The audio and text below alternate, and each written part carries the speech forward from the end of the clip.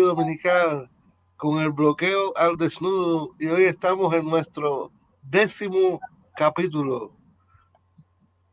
En nuestro 10º capítulo de El bloqueo al desnudo, donde vamos a tratar las medidas de Estados Unidos hacia Cuba del 16 de abril de 1961 hasta el 2 de noviembre del mismo año.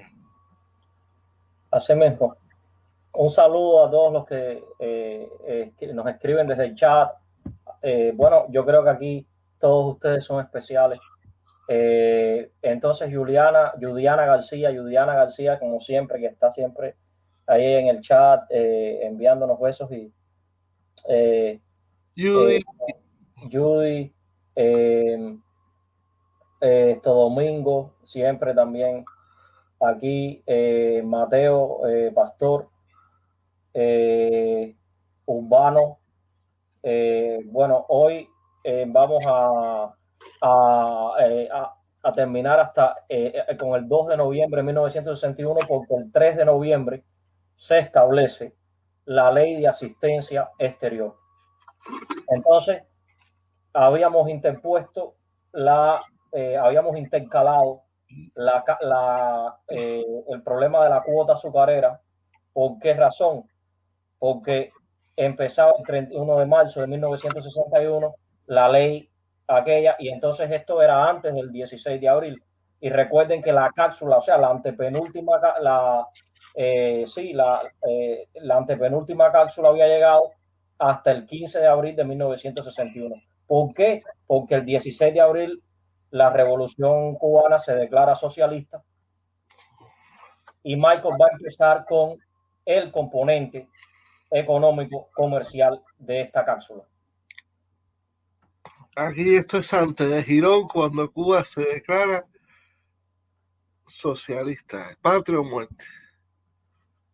Así mismo. Ok. El 17, 18 y 19 de abril de 1961, cuando el ataque de Girón simplemente de un día para otro, por lo que significó el propio ataque, pero aparte de eso, por presiones de Estados Unidos, todos los buques que venían navegando hacia Cuba en esos momentos, que hacían su transportación dentro de estos itinerarios, descargaron todas esas cargas alrededor del mundo. Algunos dejaron carga por Argelia, otros por Panamá.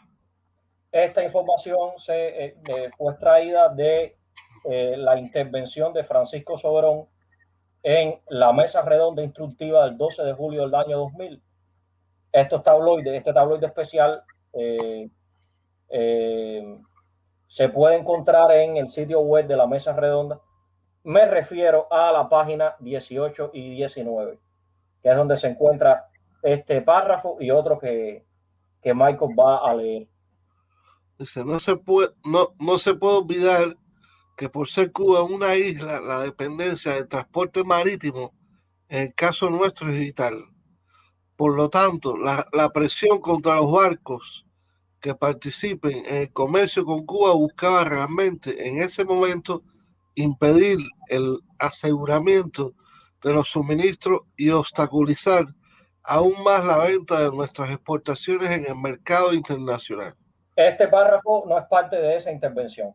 Quiero decir que aquí se demuestra cómo el bloqueo es un acto de genocidio, porque lo que están buscando es precisamente que Cuba no pueda importar los suministros que necesita, ni tampoco pueda exportar nada. Entonces, claro, es un acto de genocidio y al mismo tiempo es un acto de guerra. Se le está aplicando a Cuba medidas que se aplican en tiempo de guerra. O sea, cuando digo guerra declarada.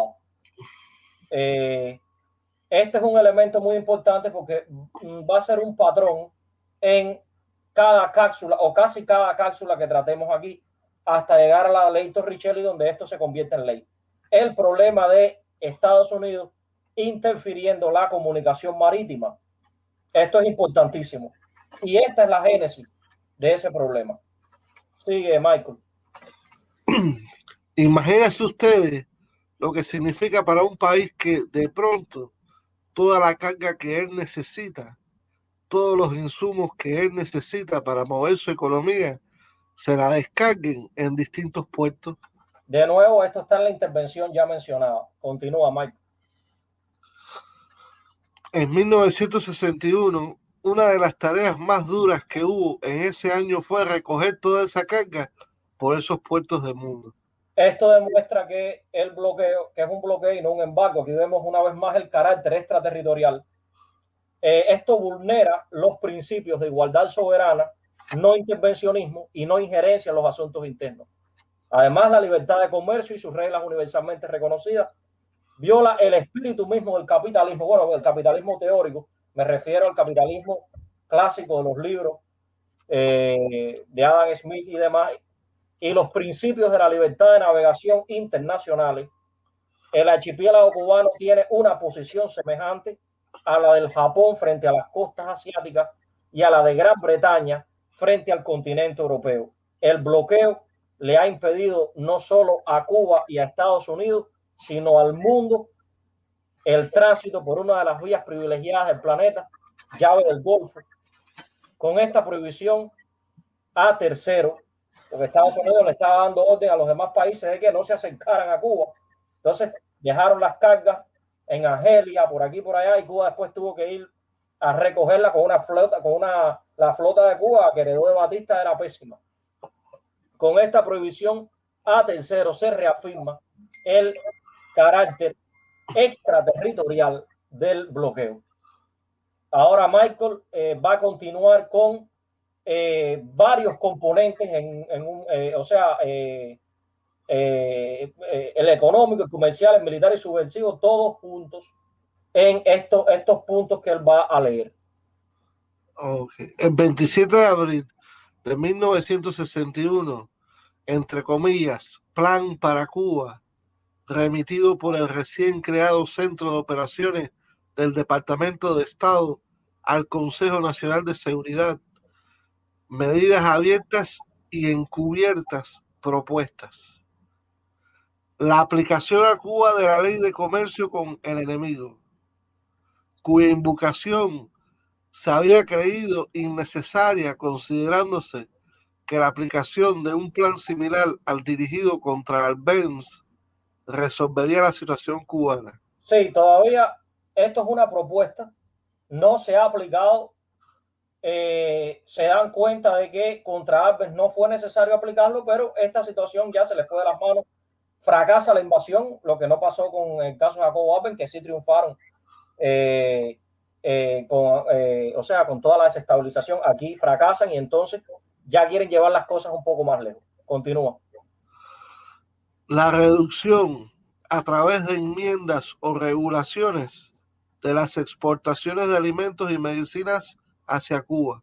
Si recuerdan, ya con Kennedy se incluyeron un listado de alimentos y medicinas que no se pueden exportar a Cuba.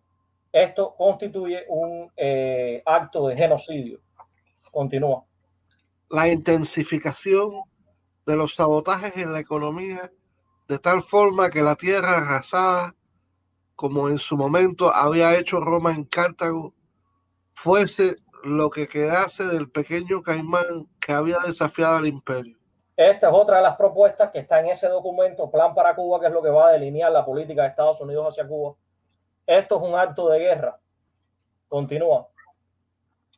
Presionar a los Estados miembros de la OEA para que aplicasen medidas económicas individuales y aprobasen una cuarentena, entre comillas, colectiva que hiciese total el aislamiento hemisférico de la joven revolución. Aquí vemos el carácter extraterritorial nuevamente del bloqueo. Habría que remitirse a la cápsula 4 para revisar lo que significa bloqueo versus embargo. Continúa. El espionaje. Se decía en Plan para Cuba, entre comillas, que desarrollar la más completa y más precisa inteligencia sobre las actitudes del pueblo cubano hacia Castro. Tal inteligencia es esencial antes de decidir los cursos de acción. Fin de cita. Se expresaba que si ese espionaje arrojaba que la mayoría del pueblo apoyaba la revolución, lo que debían hacer entonces era hacer variar tal visión en el mayor número de cubanos, entre comillas, a través de métodos moderados tales como una cuarentena y otros esfuerzos. Fin de la cita. Exactamente, sí, están hablando de imponerle a Cuba una cuarentena. ¿Cuál es la implementación de este plan para Cuba, Michael? El presidente aún no adoptó una decisión con respecto a suprimir el comercio con Cuba, aspecto que se aplazaba, pendiente del desarrollo en Cuba durante las siguientes semanas. Claro, porque todavía queda la importación. Recuerden que lo que ha sido afectado, bueno, claro, el azúcar y eso es parte de la importación, y Estados Unidos no le compra azúcar a Cuba, pero lo que ha sido afectado en los bloqueos cuando Eisenhower y Kennedy ha sido más bien lo que tiene que ver con la exportación de Estados Unidos a Cuba. Por eso dicen que no es completo y que se aplaza. Sigue, Michael. Se aprobó a partir de esa fecha y se notificó de inmediato a todas las embajadas de Estados Unidos en América Latina comenzar a influir para adoptar una medida continental contra Cuba que incluyese su aislamiento económico y político. Nuevamente, carácter extraterritorial del bloqueo. Ahora Michael va a abordar un aspecto, el aspecto número 2, que ya no está dentro del plan para Cuba. Continúa. El 2 de mayo de 1961, un análisis conjunto en que ambas modalidades, abiertas y encubiertas, se relacionan estrechamente entre sí y en el que las medidas encubiertas refuerzan y multiplican el efecto de las medidas públicas, constituye una reevaluación de planes contra Cuba del grupo de trabajo del Buró de Inteligencia de Investigaciones del Departamento de Estado y la Oficina Nacional de Estimados de la CIA, titulado Hechos, Estimados y Proyecciones, que al creer identificar la que a su juicio eran las fortalezas, oportunidades y debilidades económicas de la revolución, sentaron las bases para que de las medidas que se aplicarían, debilitar unas e incrementar otras. Entre las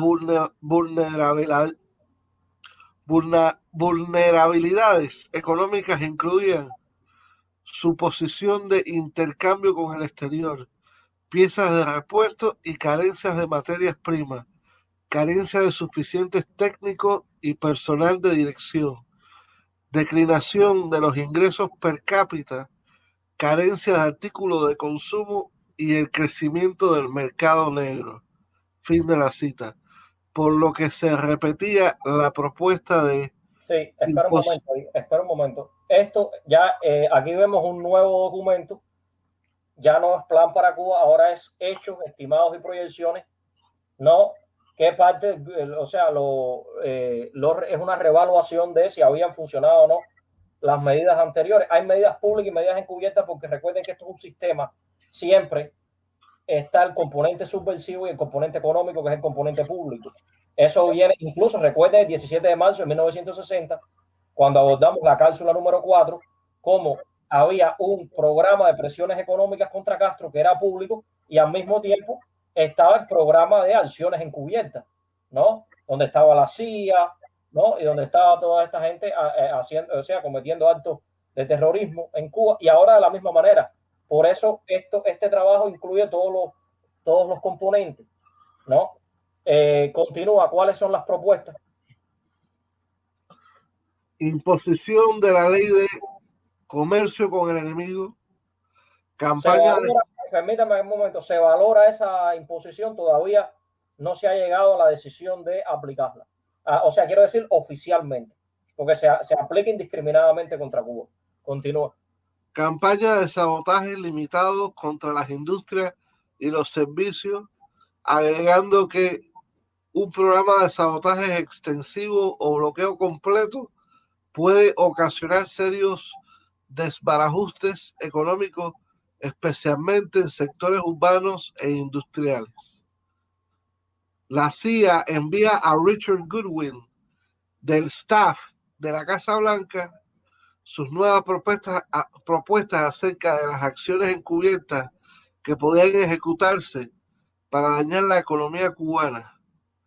La CIA puntualizaba que en dichas acciones podían participar los agentes encubiertos de que disponían en las 6 provincias cubanas entonces existentes. Continúa. Además de algunos otros pueden ser infiltrados, fin de la cita, y que podrían realizar actos de sabotaje.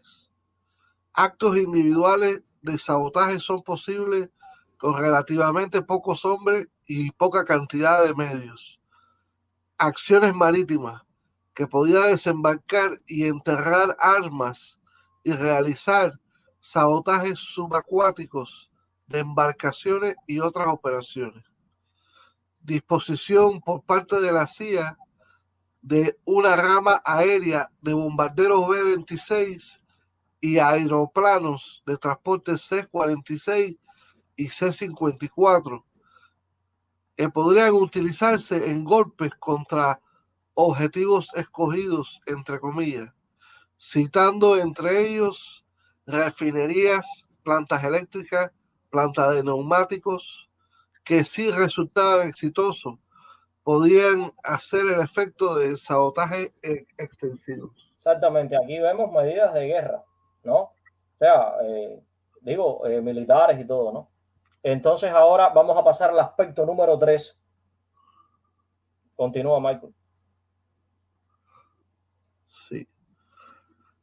El 4 de mayo de 1961 hay una presentación del Consejo Nacional de Seguridad del documento titulado Cuba y el comunismo en el hemisferio, elaborado por un grupo de trabajo interagencia sobre Cuba dirigido por el subsecretario de Estado para Asuntos Públicos Paul Nitz, quien luego de un análisis de amenaza que representaba para los intereses norteamericanos la supervivencia de la Revolución Cubana y del estado de la situación interna en el país, sus tendencias y vulnerabilidades, respaldaba las propuestas de pocos días antes para acabar con ellas.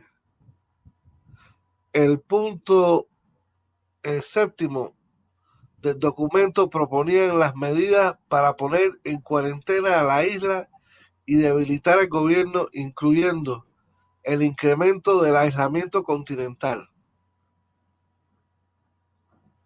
y un plan de acciones a través de la OEA. Ahí vemos el carácter extraterritorial nuevamente del bloqueo. La aplicación de la ley comercio con el enemigo para intensificar sus dificultades de intercambio con el exterior. Esto fue extraído de un informe del gobierno de Estados Unidos del 4 de mayo de 1961, ¿no? Porque recuerden que esto se presenta ese mismo día en el Consejo de Seguridad Nacional, este documento titulado así, Cuba y el comunismo en el hemisferio, fue publicado en el Foreign Relations of United States, en lo que se llama el FROS, que hoy vamos a acceder a él, no ahora, pero es necesario acceder al FROS, del Departamento de Estado, volumen 10º. Vamos a acceder a ese volumen que va del 61 al 63. Ya habíamos accedido antes, no sé si recuerdan, en la carta de Philip Bonsal, el embajador de Cuba en La Habana, al subsecretario de Estado para Asuntos Interamericanos, Roy Rubborn. Habíamos accedido a uno de esos documentos, pero no era el volumen 10, era el volumen 6, porque era hasta el 60. Esto, en este caso, este informe expone, entre otras cuestiones, cito, los puntos económicos vulnerables del régimen de Castro, incluyen su posición de intercambio foráneo, la escasez de piezas de repuesto, o sea, lo que habíamos visto antes, materias primas, la escasez de materias primas, la falta de técnicos y personal de dirección, la decadencia del ingreso per cápita y la escasez de consumo, la imposición del acta de comercio con el enemigo contra Cuba, reducirá, dicen ellos, ¿no?, las ganancias del intercambio. Claro, porque se redacta un informe. Recuerden que cuando hay una reunión en el Consejo de Seguridad Nacional de los Estados Unidos, por eso Eisenhower era un poco reacio en aquella cápsula número 1, Génesis del bloqueo, a estar presente allí, porque se redacta un informe. La imposición del acta de comercio con el enemigo, decían ellos, reducirá las ganancias de intercambio extranjero de Cuba con Estados Unidos y que extendería el embargo de exportaciones estadounidenses a todos los productos y la campaña de sabotaje limitados contra las industrias e instalaciones cubanas, lo que agravarían estos problemas. Entonces, ellos ya están, o sea, hablan de comunismo nuevamente. O sea, en el documento se titula así. Sin embargo, ¿qué es lo que dice el derecho internacional? Como está el principio de autodeterminación, lo voy a revisar nuevamente para que se entienda. Derecho a la autodeterminación, haciendo uso o basado en el ejercicio del derecho natural a la autodeterminación. O sea, Cuba está siendo consistente con eso. Es un principio básico, la base fundacional del derecho internacional que estableció Francisco de Vitoria, padre del derecho internacional y muy cercano a Fray Bartolomé de las Casas, con su puño y letra en el siglo XVI. Cito: toda nación tiene derecho a gobernarse a sí misma. Bueno, si Cuba se gobierna de esa manera, ¿no?, o la revolución decide, opta por el socialismo, bueno, eso es un derecho. Y puede aceptar el régimen político que quiera, aun cuando no sea el mejor. ¿Quién viola esto? Estados Unidos. Se establece como derecho a la libre determinación de los estados el escoger un sistema político, económico, cultural y social determinado como condición esencial para asegurar la convivencia pacífica entre las naciones. En el derecho internacional contemporáneo, porque recuerden que este es el derecho, o sea, la base fundacional del derecho desde el siglo XVI. Ahora, en el contemporáneo, este principio se halla incluso consagrado en la Carta de las Naciones Unidas, que, como todos sabemos, se firmó en 1945 en San Francisco. Se establece este derecho a establecer un sistema político, económico, cultural y social determinado como condición esencial para asegurar la convivencia pacífica entre las naciones. Además está el principio de igualdad soberana. El principio de igualdad soberana se haya definido y es aceptado universalmente desde el Congreso de Westfalia de 1648.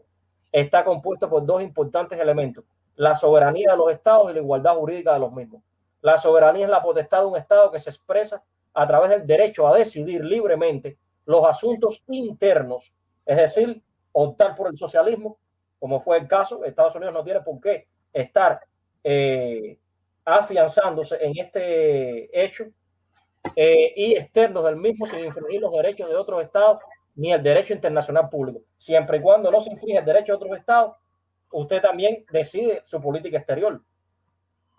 La igualdad jurídica es el derecho de todo estado de ser considerado como igual ante otro cualquier estado en lo relativo a los derechos inherentes a su soberanía, ya que los estados soberanos son jurídicamente iguales entre sí, sin subordinación de uno a otro. La desigualdad económica, física o de otro orden entre los estados no tiene por qué implicar la desigualdad jurídica. Derechos inherentes a su soberanía incluyen los derechos a darse leyes, a aplicarlas, interpretarlas y resolver sus cuestiones internas sin injerencias externas. Y por último, el principio de la independencia. Con la soberanía marcha también el principio de la independencia, que refrenda la facultad de los estados de decidir con autonomía acerca de sus asuntos internos, de nuevo el socialismo, y externos en el marco del derecho internacional público, incluyendo las relaciones de orden interno y relaciones de orden internacional, dentro de la que se incluye el derecho del libre comercio con los demás estados. Michael, puedes continuar con el siguiente aspecto de, o sea, este tipo de aspectos que incluyen todos los, bueno, o varios componentes: militar, subversivo, económico, financiero, del bloqueo.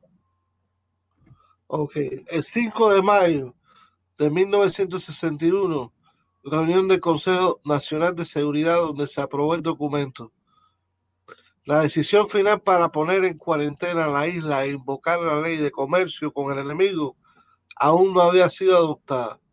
Lo que se imponía entonces era crear las condiciones para poder hacerlo.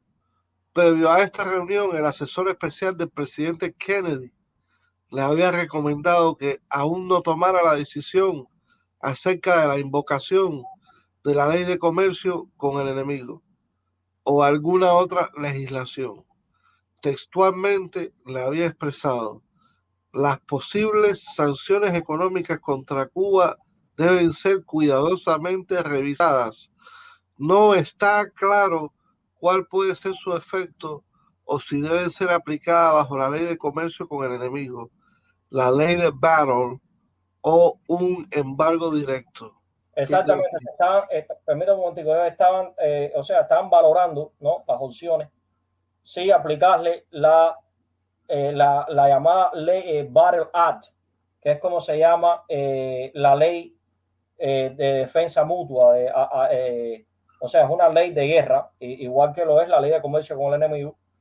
Claro, la ley de comercio con el enemigo también se dice que se puede usar en medio de una emergencia nacional, no necesariamente, pero bueno, casi en este caso, estamos hablando de un contexto de guerra.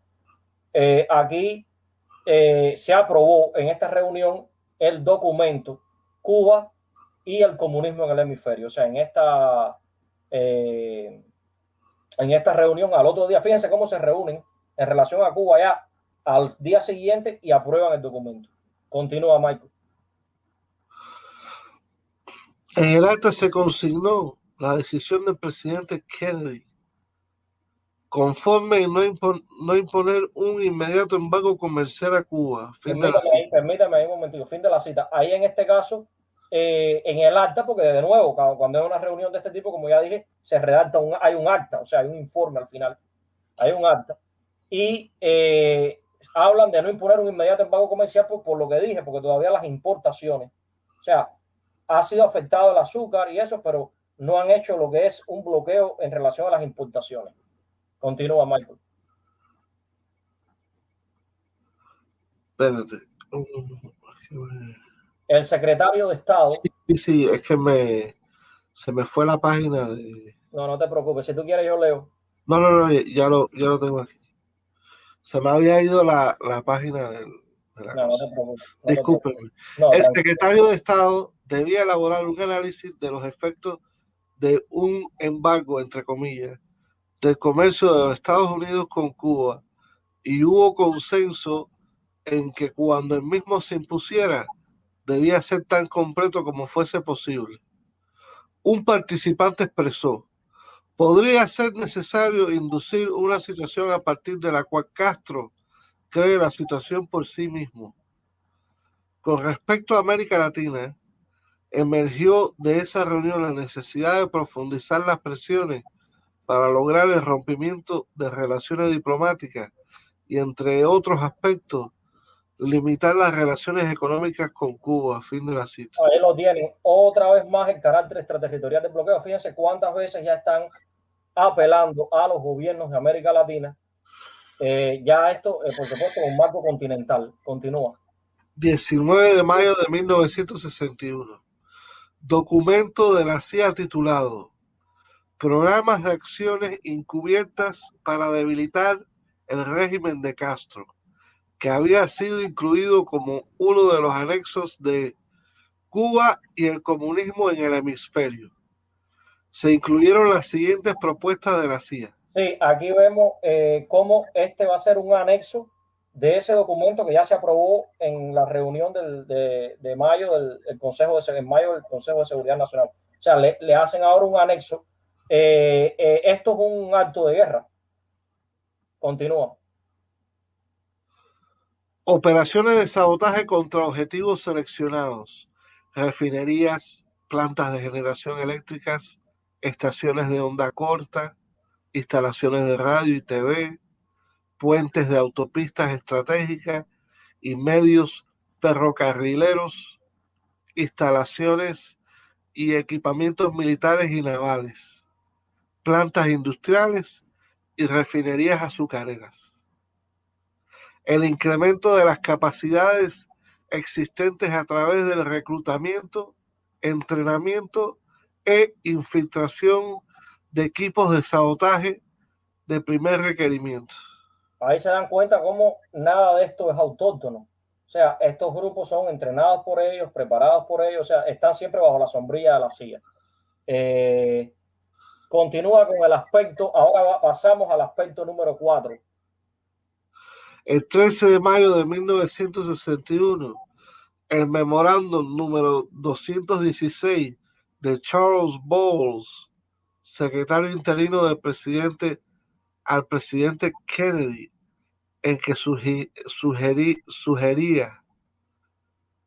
que el presidente Kennedy determinara la posibilidad de aplicar a Cuba la ley de comercio con el enemigo o incluso la ley de asistencia para la defensa mutua, conocida como el Battle Act.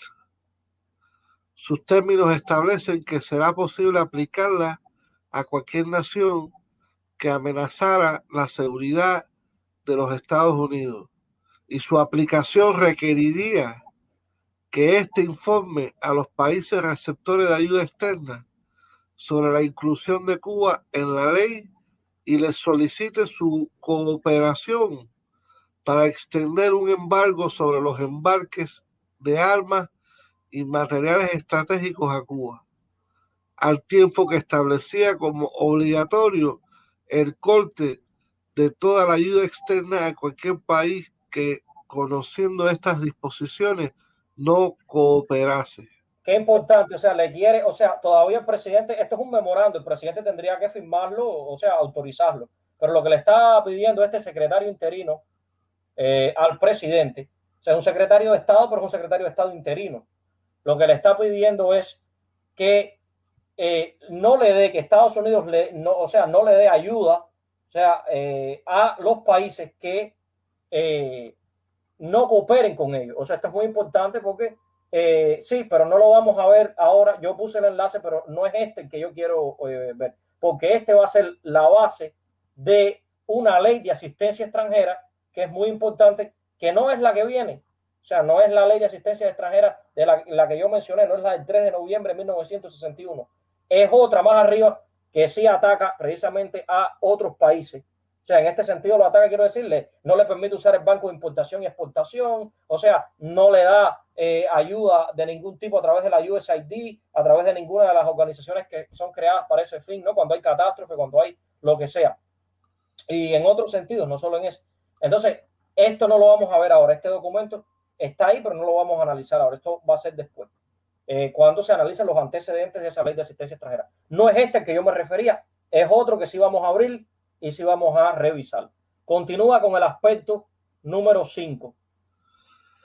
El 13 de junio de 1961 se presentó al presidente un informe con los resultados del estudio de las causas del fracaso en Girón, realizado por la comisión presidida por el general Maxwell Taylor, que concluía. Permiso aquí, espera. Maxwell Taylor era un asesino, un genocida, que hizo 1.000.000 de crímenes en Saigón. Bueno, no 1.000.000, pero quiero decir, cometió varios crímenes en Saigón y es uno de los hombres que estaba obsesionado con Cuba. O sea, y aquí preside, después lo vamos a ver en la Operación Mangosta, después lo vamos a ver. Maxwell Taylor es un personaje que va a aparecer muchas veces en estas cápsulas. Pero bueno, aquí preside una comisión. Continúa. Y redactó un informe, o sea, se le presentó un informe de esa comisión que él preside al presidente. Continúa. ¿Qué es lo que dice el informe? Concluía que operaciones como la que concluyó en Girón deben planificarse mediante un mecanismo gubernamental capaz de poner en juego, además de las técnicas de protección y militares, todas las fuerzas políticas, económicas, ideológicas y de inteligencia que puedan contribuir a su éxito. Tales mecanismos no existen, pero deben crearse. También Maxwell Taylor concluía que con la recomendación de que las medidas contra Cuba fuesen revaloradas a la luz de todos los factores conocidos y que se ofreciese una nueva guía para la acción propagandística, económica, militar y política. Aquí están todos los flancos, o sea, está lo ideológico, lo militar, lo económico, lo propagandístico. Acuérdense que Radio Swan está transmitiendo. O sea, están aquí militar, o sea, todos los componentes, digamos, ¿no? Ahora continuamos con el aspecto número 6. Ok, en julio de 1961 se conoce un plan de la Agencia Central de Inteligencia cuyos propósitos apuntaban a profundizar las acciones subversivas contra Cuba. Este plan orientaba las siguientes medidas que se encontraban ya en aplicación, al encontrarse dentro de las funciones inherentes a la CIA y otros componentes de la comunidad de inteligencia y no requerían aprobación presidencial explícita. La creación de una amplia organización de resistencia que estuviera sujeto al control de la CIA, apoyar a las organizaciones contrarrevolucionarias en el interior del país que fueran capaces de generar operaciones clandestinas, crear bases de operaciones primarias en los Estados Unidos. Esto ni siquiera el presidente tenía que aprobarlo. O sea, estamos hablando de la comunidad de inteligencia actuando contra Cuba. Pasamos, como ven, aquí está el componente subversivo a todo tren. Pasamos al aspecto número 7. El 22 de agosto de 1961 hubo un memorándum de Richard Goodwin, el designado jefe del grupo de tarea sobre Cuba en la Casa Blanca, de Cuba Task Force. Exacto, esto es muy importante porque estos son términos militares. O sea, recuerden ya la Task Force de la cápsula número 3, la que se creó oficialmente en enero de 1960, pero que ya se venía preparando. Administración Eisenhower, no sé si recuerdan aquella recomendación de Caldwell King que derivó en una fuerza de tarea. Recuerden la operación 40 de los 40. Bueno, pues ahora se designa a este hombre que es muy importante, que lo van a ver también, Richard Godwin, al frente de esta fuerza de tarea. Continúa leyendo, Michael. Sí.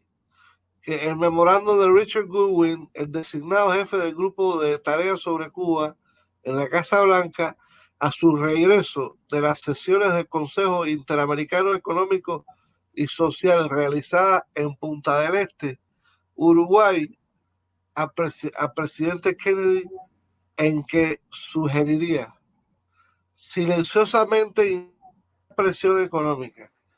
Estos mecanismos selectivamente desalentarán al comercio con Castro, encaminando actividades de sabotaje a sectores industriales claves como las refinerías. La ley de comercio con el enemigo, con la primera provocación evidente focalizando una atención experta a lo relacionado con la guerra económica. Oye, Javier, ya veo que todo el mundo, no solo Richard Goodwin, pero todo el mundo le está sugiriendo a Kennedy que ponga la cabrona ley esa de comercio con el enemigo. Sí, pero eso va a esperar todavía. Está presente. Yo creo que aquí otra de las cosas importantes es que él regresa de un consejo interamericano. Eso quiere decir que aquí se va a hablar de lo que van a hacer después, que es excluir a Cuba de la OEA. O sea, fíjate, ellos están preparando lo que va a pasar después en Punta del Este, Uruguay. En Punta del Este. Exactamente, que esa es la 8ª reunión de consultas de la OEA. Y ellos ya de aquí, fíjense, este hombre ya está hablando porque él regresa, claro, se reúne allí y regresa. Se reúne de una de las sesiones. Y le está sugiriendo a Kennedy estas cosas. Todas estas cosas. Entonces, todavía la ley de comercio con el enemigo se está valorando, pero todavía no se va a aplicar. ¿Por qué? Porque ya esto es muy fuerte. La ley de comercio con el enemigo va a hacer algo demasiado fuerte. Y Kennedy piensa que quizás la revolución se pueda destruir, o sea, de una manera más rápida y no hay que pasar por esto. Entonces, sí. Bueno, Mr. Richard Goodwin, del grupo de tareas sobre Cuba en la Casa Blanca, también le sugiere a Kennedy continuar y ampliar actividades encubiertas encaminadas en primera instancia a la destrucción de unidades económicas, la desviación de recursos hacia actividades antisubversivas. Los dos últimos aspectos pueden hacerse a través de los cubanos integrantes de grupos bajo nuestra dirección política e ideológica. Es decir, mercenarios. O sea, ahí nos damos cuenta de que estos cubanos no son autóctonos, o sea, están bajo la dirección de Richard Godwin y de otros, como Maxwell Taylor también. Vamos a pasar al aspecto número 8. Ok, el 30 de agosto de 1961 hay una reunión en la Casa Blanca del Grupo de Tareas sobre Cuba, el Cuba Task Force, dirigido por el mismo Richard Goodwin. Entre otras medidas contra Cuba se planteó, y cito, nuestras acciones encubiertas deberán ahora ser dirigidas hacia la destrucción de importantes objetivos de la economía, tales como refinerías e industrias con equipamientos de Estados Unidos. Eso será hecho bajo el manto general de las operaciones encubiertas, basado en el principio de que las actividades paramilitares se realizan a través de grupos revolucionarios cubanos como potencial para establecer una efectiva oposición política a Castro dentro de Cuba. Dentro de este principio, haremos todo lo que podamos para identificar y sugerir objetivos cuya destrucción implique el máximo impacto económico. Sí, donde dicen revolucionario, pues permíteme contigo, esta gente usa el lenguaje para confundir. Donde dicen revolucionarios, entiéndase contrarrevolucionarios. Lo que quieren hacer es una contrarrevolución. Pero claro, continúa. Un aspecto recogido en el memorándum. Sí, permítame un momento, en esta reunión de la Casa Blanca, en la Casa Blanca, fíjense, hay algo muy importante,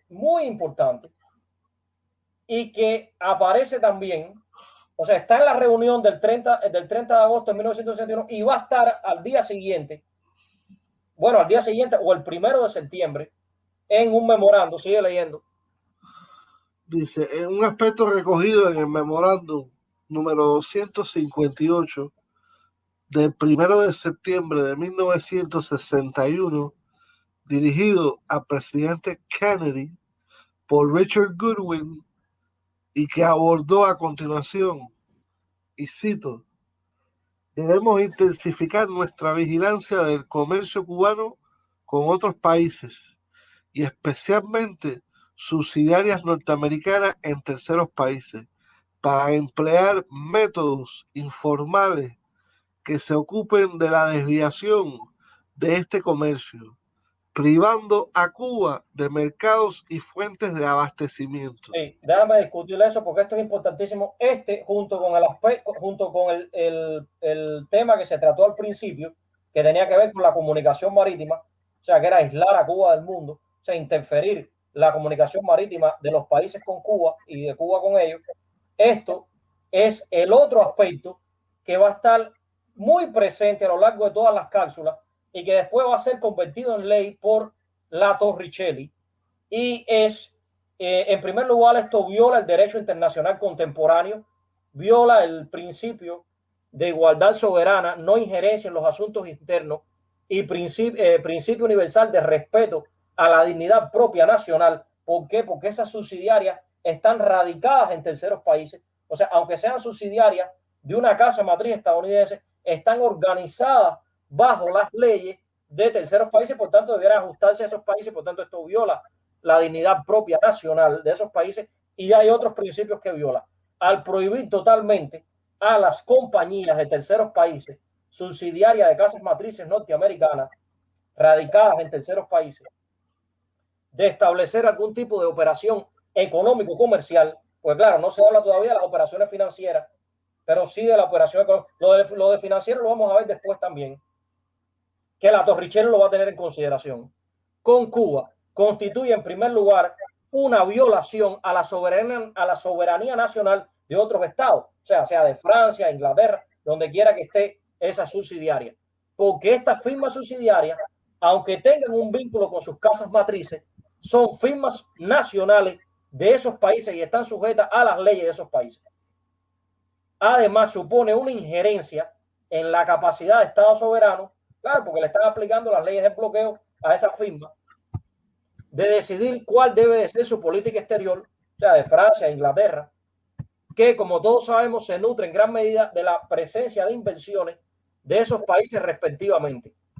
Por tanto, aplican los mismos contraargumentos relativos al derecho internacional tratados en el acápite 1 o el apartado 1 de la cláusula 1, pero además viola el espíritu mismo del capitalismo, o sea, de lo que aparece en los libros del Bonito, en los libros de Adam Smith, en la escuela de Edimburgo en Escocia, e igualmente el derecho internacional contemporáneo viola los principios de la libertad de comercio e inversión, contraviene el sistema multilateral de comercio del cual Estados Unidos dice ser defensor, claro, porque está interfiriendo en la relación de esos países con Cuba, porque esas subsidiarias tienen que regirse o deben regirse por las leyes de esos países. No lo hacen, pero es una violación. En relación con esta medida, el texto de la ley viola el principio de la libertad de inversión y aquel que plantea la subordinación de compañía subsidiaria a las leyes del país residente es contrario además al espíritu de General Agreement on Tariff and Trade, en español, Acuerdo General sobre Aranceles y el Comercio, que es lo que venía a ser en aquella época, lo que después fue en el año 90 y pico la Organización Mundial del Comercio. Esto es más o menos lo mismo. Es una manera de regular el comercio internacional. Este tratado o sea, agreement de General Agreement on Tariff and Trade, que es el antecedente de la Organización Mundial del Comercio, viola ambos principios, aparecen también regulados en el ordenamiento jurídico de los Estados Unidos. Quiere decir, viola también las propias leyes de los Estados Unidos. La prohibición de las relaciones comerciales entre Cuba y las empresas que tengan su casa matriz o una subsidiaria en los Estados Unidos violan los artículos 1º, 11º y 13º del Acuerdo General sobre Aranceles y el Comercio.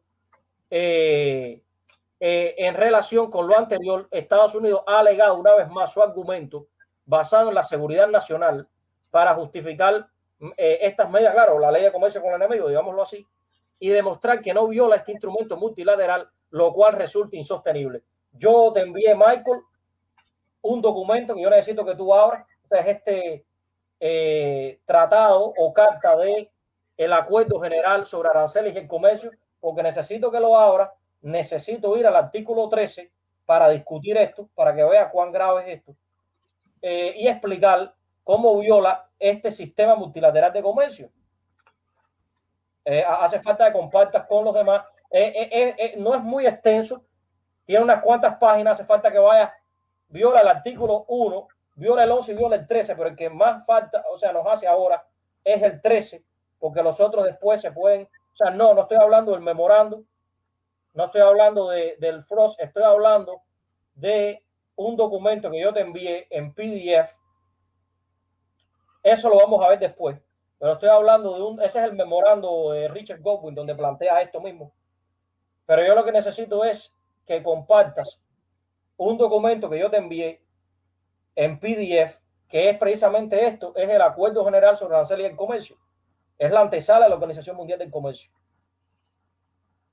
Te lo envío a tu correo electrónico.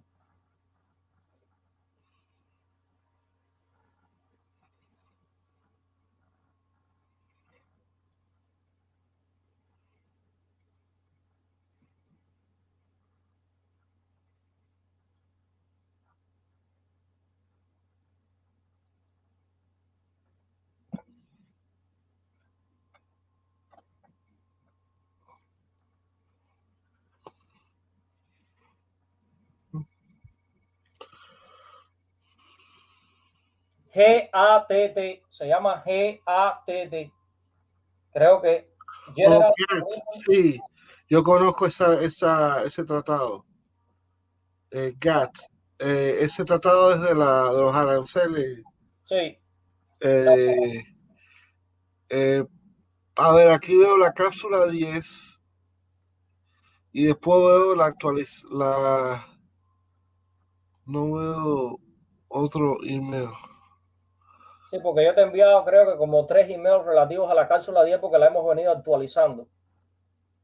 Y sí. Entonces en uno de ellos o en uno, tiene que estar en uno. Ahí yo te envié el documento, no sé si te lo envié junto con la cápsula, creo que no, quizás te lo envié, no sé si te lo envié separado o te lo envié junto con la cápsula.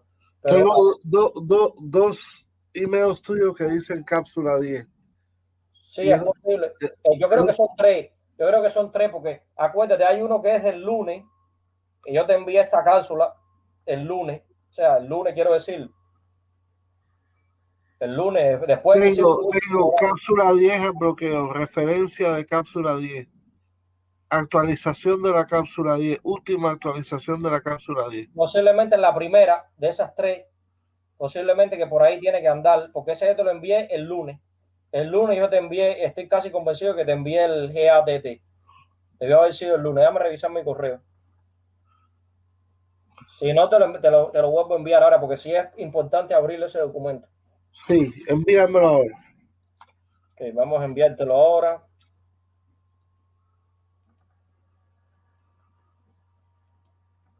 Ah, aquí lo tengo, aquí lo tengo. Ah, ya lo encontraste. Ok, perfecto. Espérate, que es un PDF. Sí, es un PDF, exactamente, es un PDF. Ok. Un momentito.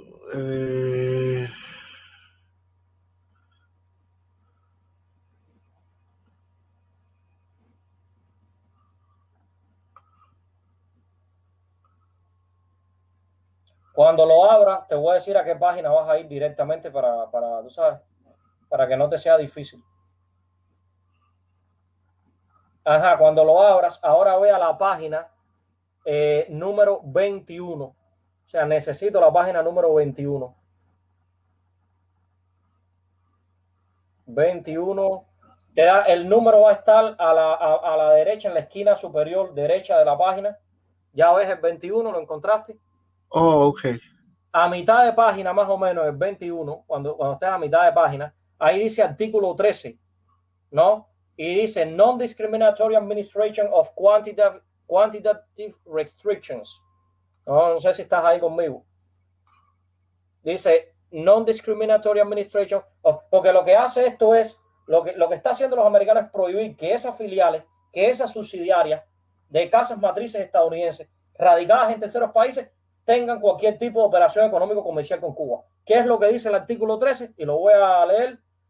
No prohibition or restriction shall be applied by any contracting party on the importation of any product of the territory of any other contracting party or on the exploitation of any product destined for the territory or any other contracting party, unless the importation of the light product of all third countries, de los terceros países, or the exploitation of the light product to all third countries is similarly prohibited or restricted. Quiere decir que tendrían ellos que prohibir el comercio de ese producto de país a país.